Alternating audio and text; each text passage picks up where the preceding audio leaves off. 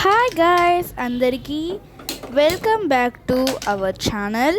ఇవాళైతే మేము నువ్వుల లడ్డు చేసుకుంటున్నాము. అందుకే ప్యాన్ పెట్టుకొని ఒక గిన్నెలో బెల్లం ఇంకా వాటర్ పోసుకొని ఉండలు ఏం లేకుండా మంచిగా కలుపుకోవాలన్నమాట. చూడండి, ఇక్కడ కనిపిస్తున్న విధంగా కొన్ని నీళ్లు పోసుకొని మంచిగా అసలు ఉండలే లేకుండా నీట్గా కలపాలన్నమాట. చూడండి, ఇక్కడ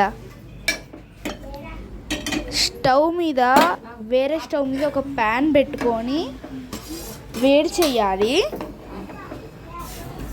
దీన్ని మంచిగా స్టవ్ ఆన్ చేసేసి ఫ్రై చేయాలన్నమాట. మంచి నీట్గా ఫ్రై చేస్తూ కొన్ని పోసుకుంటూ మంచిగా ఫ్రై చేసేసేయాలి. అంత లోపట్లో మనము ఒక 4 ఇలాచీస్ తీసుకొని మంచిగా దంచుకోవాలన్నమాట. మనము నీట్గా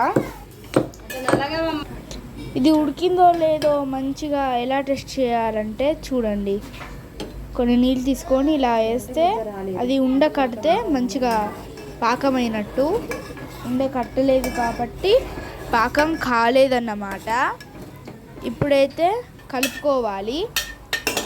మనము నువ్వులన్నీ ఒక బౌల్లో వేసుకొని మనం దంచి పెట్టుకున్న దాన్ని పక్కకు పెట్టుకోవాలన్నమాట. నీట్గా స్మూత్గా చేసుకోవాలి. ఇదైతే ఇప్పుడు ఉండలు కట్టింది, మంచిగా పాకం వచ్చేసింది అన్నమాట. ఆఫ్ చేసుకోవాలి స్టవ్.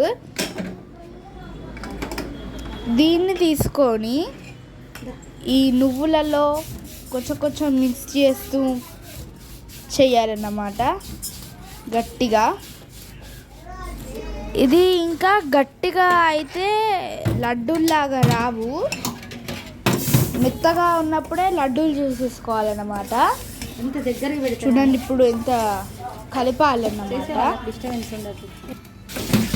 ఇప్పుడైతే మంచిగా కలుపుకొని కొంచెం ఈ బెల్లం పాకం అయితే వేసుకోవాలన్నమాట. మంచిగా కలపాలి, ఫాస్ట్గా కలపాలి, ఎందుకంటే గట్టిగా అయిపోతే రావు లడ్డూలు. చూడండి, ఈ విధంగా అయితే కలుపుకోవాలి. చూడండి, ఇప్పుడైతే ఒక ప్లేట్ తీసుకొని అందులో నెయ్యి మంచిగా అప్లై చేయాలి. ఫుల్ రౌండ్గా ప్లేట్ అంతా అప్లై చేశాక ఇది కొంచెం తీసుకోవాలి. తీసుకొని ఆ నెయ్యిలో మొత్తం కలపాలన్నమాట. అది మిక్స్ అవుతుంది అక్కడ పెడితే. చూడండి, వేడిగా ఉంటుంది, జాగ్రత్తగా ఉండాలి. అది కూడా తిస్తావా? చూడండి, ఇలా అయితే కొంచెం చల్లార పెట్టుకోవాలన్నమాట.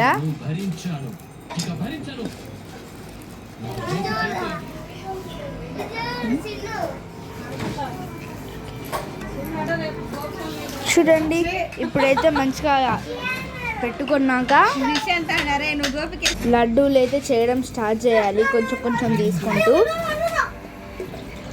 చల్లగా అయిపోతే మాత్రం అస్సలే రాదు. లాస్ట్ ఒక లడ్డు మాత్రం చాలా గట్టిగా అయిపోయింది, అసలు రాలేదు. చూడండి, ఈ విధంగా లడ్డూలు చేసుకోవాలి.